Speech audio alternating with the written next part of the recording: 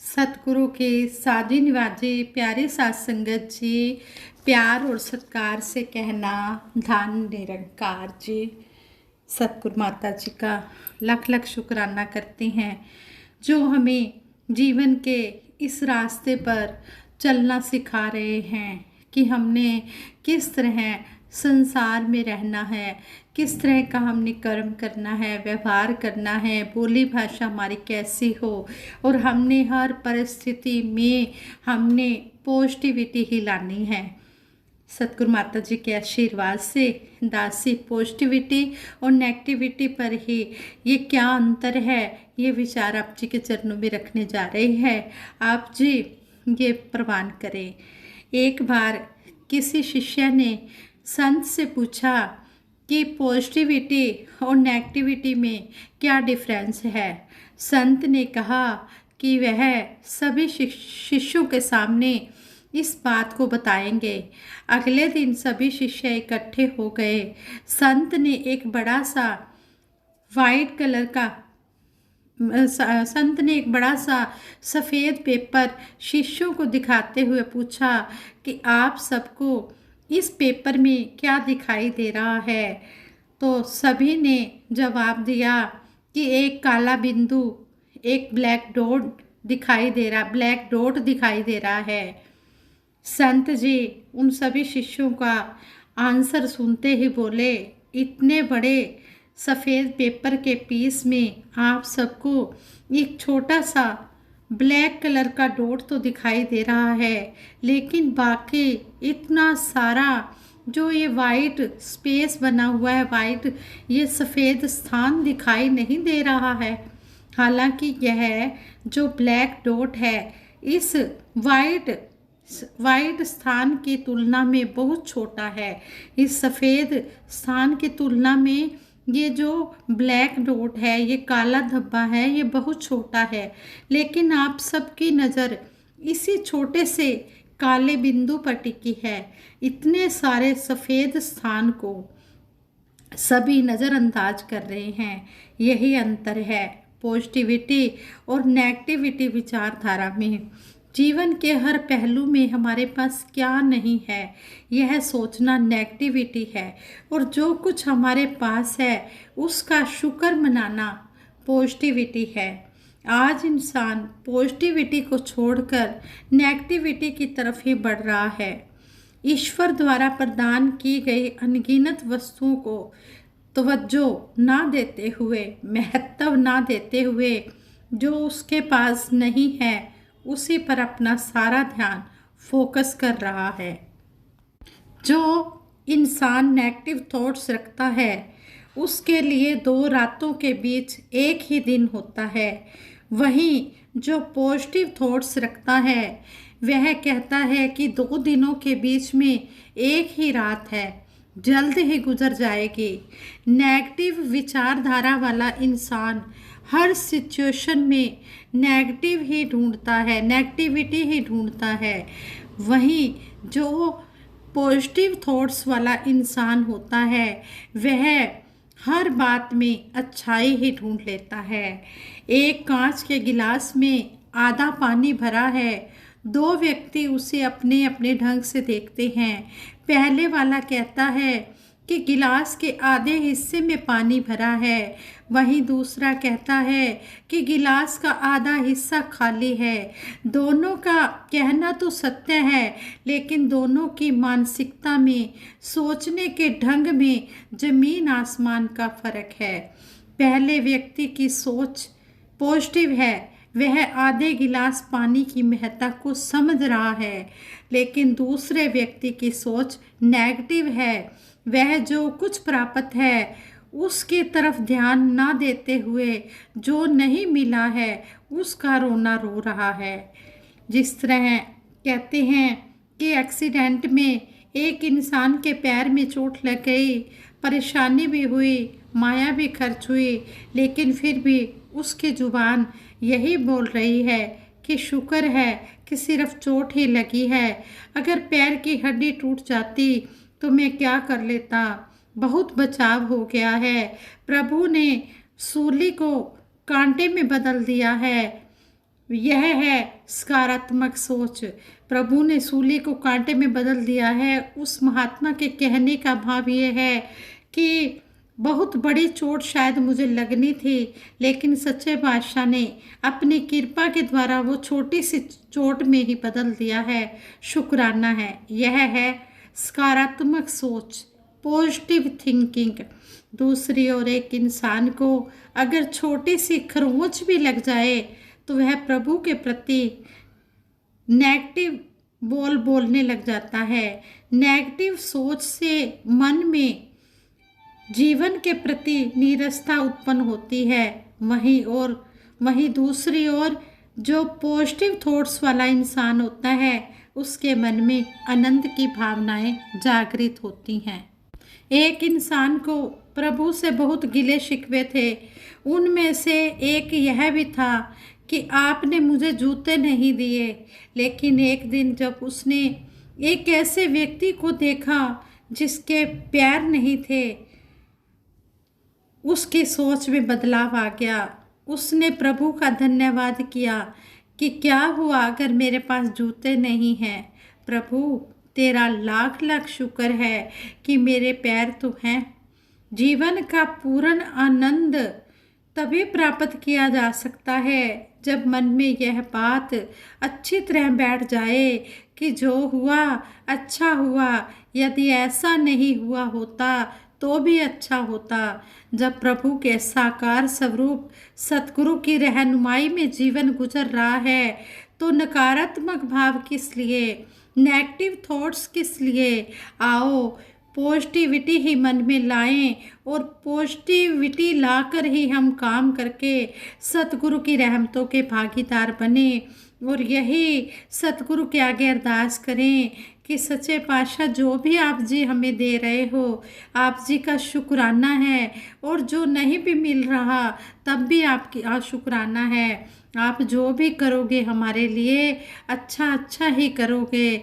इसलिए हम हर बात में पॉजिटिव थॉट्स लाएंगे तो हम अपने जीवन को सुखी और खुशमय बना पाएंगे। संपूर्ण हरदेव वाणी में सतगुरु बाबा हरदेव सिंह जी महाराज इस शब्द द्वारा भी हमें समझा रहे हैं, जीवन के दो चेहरे हैं। ये सुख दुख जिनको कहते हैं, इन्हें प्रभु की देन समझ के भगत रजा में रहते हैं। कहते हैं कि ये जो सुख दुख है ये जीवन के दो चेहरे हैं। इन्हें प्रभु की देन समझकर जो भगत इसकी रजा में खुश रहते हैं, प्रभु इच्छा में जीकर अपने जीवन को चलाते हैं, मालिक खालिक को जो भाए ढंग वही अपनाते हैं। कि प्रभु की इच्छा में रहकर जो संत अपना जीवन बिताते हैं, मालिक खालिक को जो अच्छा लगता है वही ढंग वो संत महात्मा अपनाते हैं तो उनके जीवन में आनंद ही आनंद आता है, खुशियाँ ही खुशियाँ आती हैं। उन्हें किसी भी चीज़ की कोई कमी नहीं रहती है। सुख दुख दोनों दाता के हैं, भक्तों को एहसास है। भक्तों को पता होता है कि सुख है या दुख है ये दोनों इस निरंकार ने ही हमारे काटने हैं। अगर सुख आया है तो ये भी हमेशा सुख नहीं रहेगा, और अगर दुख आया है तो दुख भी सदा रहने वाला नहीं है। ये दुख सुख जो है इस निरंकार ने ही हमारे काटने हैं। हम सतगुरु निरंकार के भरोसे हैं। जिस तरह कहते हैं कि माँ बाप के साए में बच्चे हमेशा बेफिक्र रहते हैं, इसी तरह है जो संत महात्मा होते हैं वो सतगुरु निरंकार के साए में बेफिक्र रहते हैं। उन्हें चिंता नहीं होती, वो हमेशा चिंतन ही करते हैं, इसका सिमरन ही करते हैं। चाहे सुख आए चाहे दुख आए, हर हाल में इस दाता का सिमरन ही करते रहते हैं। इस तरह कहते हैं कि जो इस तरह की मांग लेता है कि सच्चे पातशाह तू जो भी कर रहा है मेरे लिए सही कर रहा है, तो फिर उसके लिए सही होता है। जैसे हम थॉट्स मन में लाते हैं वैसा ही वो पूर्ण हो जाता है। इसीलिए तो कभी ना इनका डोलता विश्वास है। संतों को विश्वास पूर्ण होता है, इसलिए उनका विश्वास डुलायमान नहीं होता। उनको पता होता है कि अगर दुख आया है तो इसमें भी कोई राज छिपा होगा और ये सतगुरु ने ही काटना है, इस निरंकार ने ही काटना है। मेरे सोचने से कुछ भी होने वाला नहीं है। जिस तरह कहते हैं तुलसी भरोसे राम के, पड़ा खाट पे सोए, होनी होए सो होएगी, अनहोनी ना होए। यहाँ पर भी तुलसीदास जी कह रहे हैं कि जो इस परम पिता परमात्मा के भरोसे रहता है, फिर वो सुख की नींद सोता है।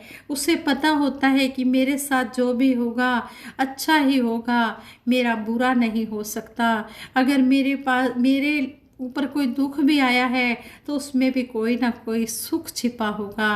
वो इस सतगुरु निरंकार को पता है, इसलिए उनका विश्वास अडोल रहता है, वो कभी भी डोलते नहीं हैं। इसीलिए तो कभी ना इनका डोलता विश्वास है। हर रंग में हर हाल में ये शुक्र शुक्र ही करते हैं।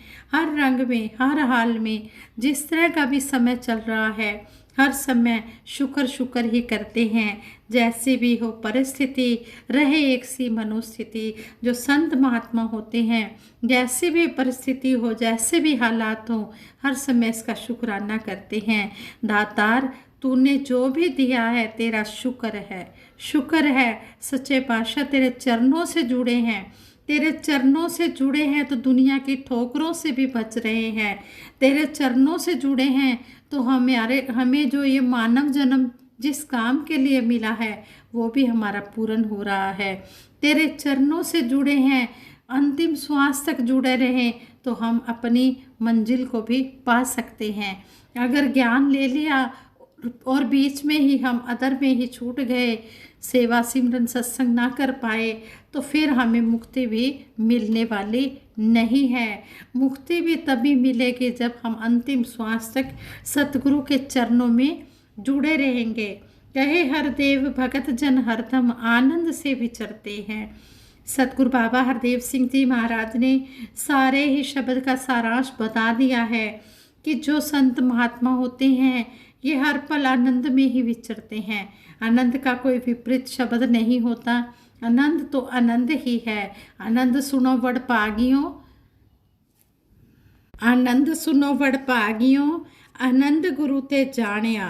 कहते हैं कि ये जो आनंद की अवस्था होती है ये गुरु की शरण में आकर ही मिलती है। इस प्रकार आनंद की अवस्था को प्राप्त करके भगत जहाँ अपना कल्याण करते हैं, वहीं परोपकार की भावना से दूसरों को भी इस आनंद के साथ जुड़ने की प्रेरणा देते हैं।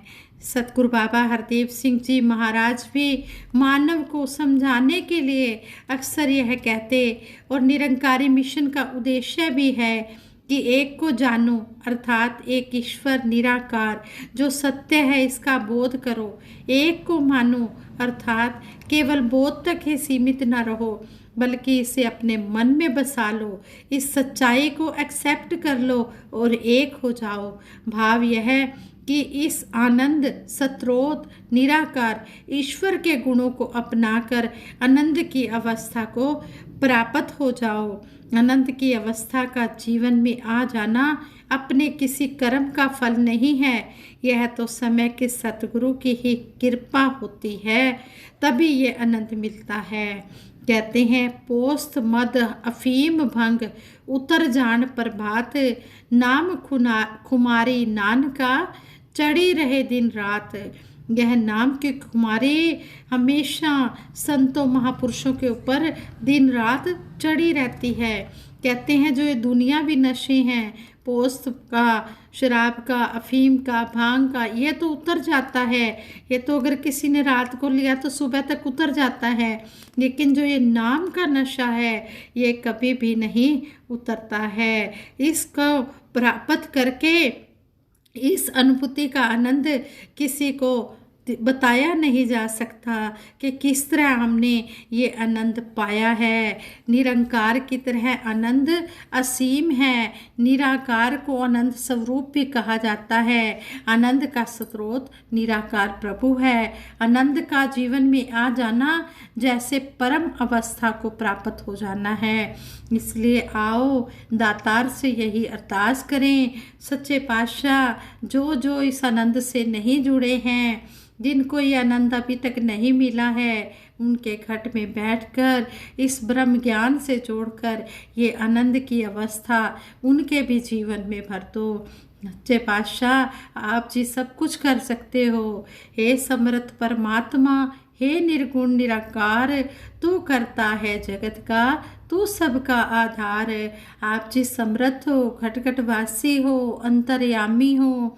आप जी करता हो, सारे संसार का आधार हो, सब कुछ करने कराने वाले हो। सभी के ऊपर अपना मेहर भरा हाथ रखो, मेहर भरी नज़र रखो। मेरे सच्चे पातशाह आप जी दयालु हो, कृपालु हो। आप जैसा तो कोई दया का सागर है ही नहीं।